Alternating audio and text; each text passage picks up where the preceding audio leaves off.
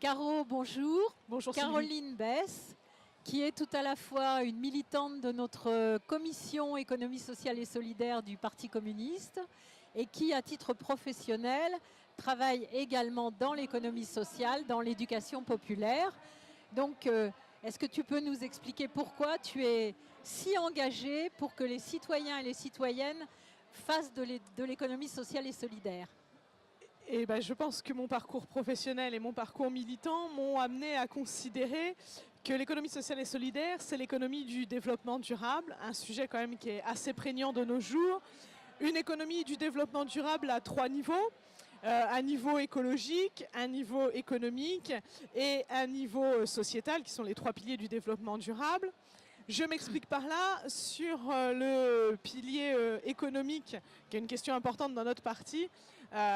L'économie sociale et solidaire, c'est une économie d'emploi où les salariés peuvent, notamment par le biais des coopératives, prendre le pouvoir et s'approprier leurs biens de travail. Donc je trouve qu'il y a là un intérêt fort. Un intérêt écologique parce que l'économie sociale et solidaire, elle est aussi porteuse de toutes les ambitions autour des circuits courts, de la revalorisation, du travail avec les partenaires des territoires. Et puis une ambition sociétale. L'économie sociale et solidaire, il y a social et solidaire dedans. Et à l'essence même de ces mots, on est dans une économie qui prône le faire ensemble, à une époque où le vivre ensemble est un petit peu un mot à la mode et parfois galvaudé. Moi, je préfère celui de faire ensemble, parce que je pense que c'est en faisant ensemble qu'on construit une société ensemble et qu'on développe des territoires et qu'on favorise de la démocratie, de la participation, de la prise de décision par les ouvriers, par les salariés. Alors, le Parti communiste, il a été en même temps très hésitant sur l'économie sociale et solidaire. Et en même temps, finalement, il a fait de l'ESS comme on fait de la prose sans le savoir.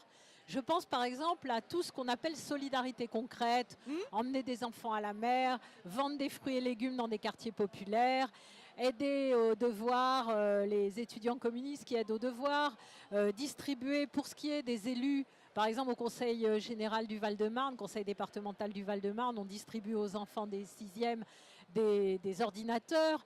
Tout ça, c'est de la solidarité concrète. Comment le parti pourrait aller encore plus loin ? Quelles initiatives il peut prendre pour qu'on aille vraiment dans le sens de l'économie sociale et solidaire ? Je pense à d'autres domaines qui sont plus compliqués. Par exemple, on a des banques en France qui sont les banques de l'économie sociale, qui devraient avoir les valeurs de l'économie sociale et qui aujourd'hui ont tendance à dériver. Et pourtant, on pense qu'il faut qu'il y ait ces banques où, en principe, on a une personne égale une voix. Alors moi je pense que le parti, bien sûr il y a les initiatives de solidarité concrète que tu décrivais, mais je crois que le parti, il a en matière d'économie sociale et solidaire à se pencher sur 2 aspects, pas exhaustivement ces 2-là, mais ces 2-là dans un premier temps, que sont la mise en œuvre concrète de l'économie sociale et solidaire. Tu viens de le dire, par exemple, chaque fédération, chaque section pourrait dire c'est fini, on ouvre nos comptes dans une des banques de l'économie sociale et solidaire. Voilà. On a quand même maintenant, depuis quelques années, nos amis sur la fête de l'UMA, Skopti Fralib, qui fournissent le thé. On devrait avoir que du thé Skopti Fralib sur la fête de l'UMA et dans nos sections, dans nos fédérations. On peut aussi avoir du thé des filles qui avaient les cafés Michel et qui ont étendu au thé aussi. On peut aussi. Des thés des coopératives, des structures de l'ESS. C'est aussi, je pense, à nous peut-être la commission, on en avait discuté au sein de notre commission économie sociale et solidaire, de rédiger des fiches pratiques pour nos camarades sur mettre en œuvre l'économie sociale et solidaire au quotidien dans ma section, dans ma fédération. On a pris un peu de retard, on se l'avoue, et c'est tout, on ne va pas se flageller, mais c'est un état de fait sur la rédaction de ce guide et de ces fiches pratiques. Cependant, je crois que même si ça prend un peu de temps, il faut s'y atteler, il va falloir le finir. Ce sera toujours mieux tard que jamais, et parce que ça va outiller nos camarades. Ce premier point me permet de faire la transition avec le second. Outiller nos camarades, c'est développer la connaissance de ce qu'est l'économie sociale et solidaire au sein de nos militants, de nos adhérents, de nos sympathisants, mais aussi en premier lieu auprès de nos élus. Nos élus sont amenés chaque jour à prendre des décisions dans leurs divers mandats et sur les divers territoires. On peut imaginer qu'avec une bonne formation, il y ait des clauses, par exemple dans les marchés publics, qui soient posées par les élus lors de la rédaction de ceux-ci sur on ne fait appel pour ce marché public qu'à une structure de l'économie sociale et solidaire. On peut aussi imaginer que la formation des élus sur l'intérêt de soutenir les structures de l'ESS de leur territoire, c'est un levier fort de développement local.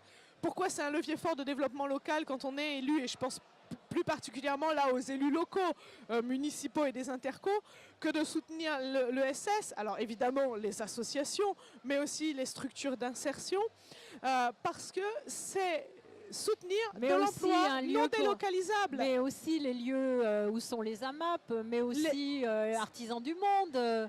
Toutes ces choses qui ont l'avantage d'être de l'emploi non délocalisable et d'être par aussi des endroits de rencontre des citoyens et donc de creuser de la société, ce qui permet, on en revient à ce qu'on disait tout à l'heure, vivre ensemble soit, mais surtout aussi faire ensemble.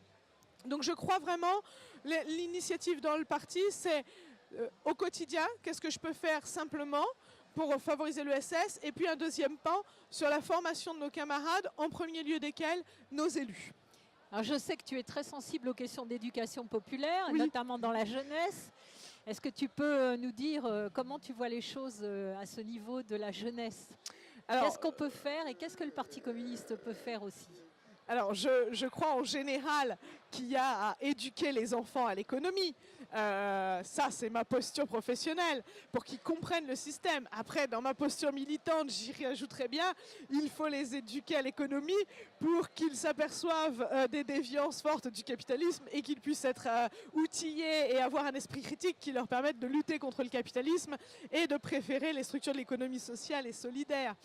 À ce titre-là, je crois que des initiatives existent déjà dans les différentes associations locales, nationales. Je crois que ce que peut faire le parti en termes d'éducation à l'économie sociale et solidaire relève de 3 choses.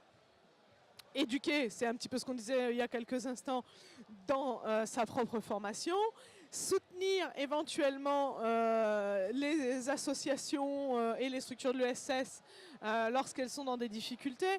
Je ne voudrais pas revenir sur le tragique épisode de la fin des contrats aidés, qui a quand même été un des plus grands plans sociaux en France finalement, parce que c'est peut-être 2 salariés par ici, 2 salariés par là dans des petites assos, mais au bout du compte, ce sont des dizaines de milliers d'emplois qui ont été supprimés.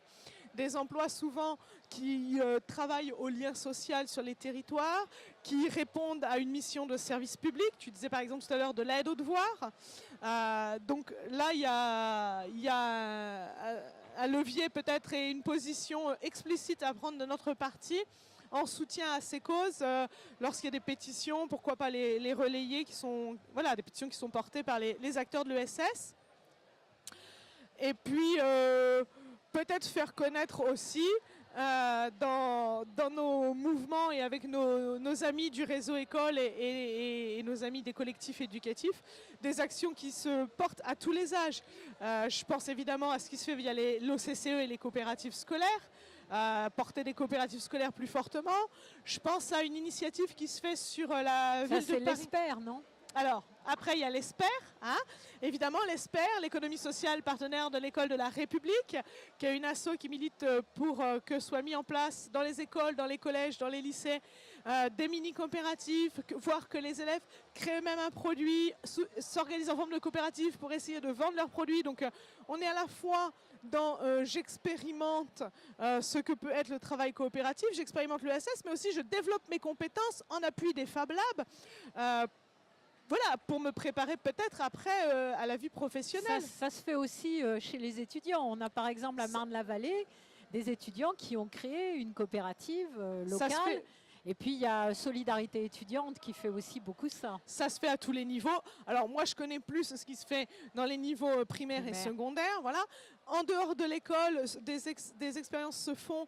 La ville de Paris, en soutien avec l'association des Francas, a développé un dispositif qui s'appelait Ecolab. C'était des ateliers sur le temps du soir après l'école, d'initiation à l'économie. Ecolab, laboratoire de l'économie. Voilà.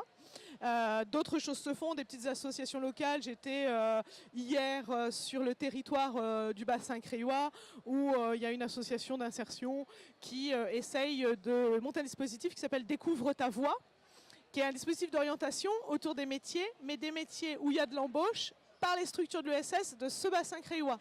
Donc on est là sur une initiative voilà, qui s'adresse à des 16-25 ans et qui est bien autour de l'éducation et de la découverte aussi de l'ESS. Les jeunes sont assez peu informés des opportunités d'emploi dans l'ESS et en revanche, ils sont en recherche, on le sait, les études le montrent, d'un emploi qui ait du sens et qui crée du lien social. Donc je crois qu'on est là dans des perspectives, le champ des possibles est large, des choses existent, il faut les amplifier et le Parti communiste peut soutenir ces initiatives par des prises de position, par des relais d'information en son sein et parmi ses sympathisants. Dans une époque où on a l'impression que beaucoup de gens sont dans le fatalisme, baissent les bras, rien n'est possible, c'est pas possible, il me semble que tout le champ dans lequel tu travailles et dans lequel nous travaillons montre qu'il y a des choses possibles pour avoir une vie qui ait du sens, pour avoir la maîtrise de sa vie, la maîtrise de son activité et finalement aller vers une alternative. C'est possible, mais c'est un travail difficile. Enfin, c'est un travail.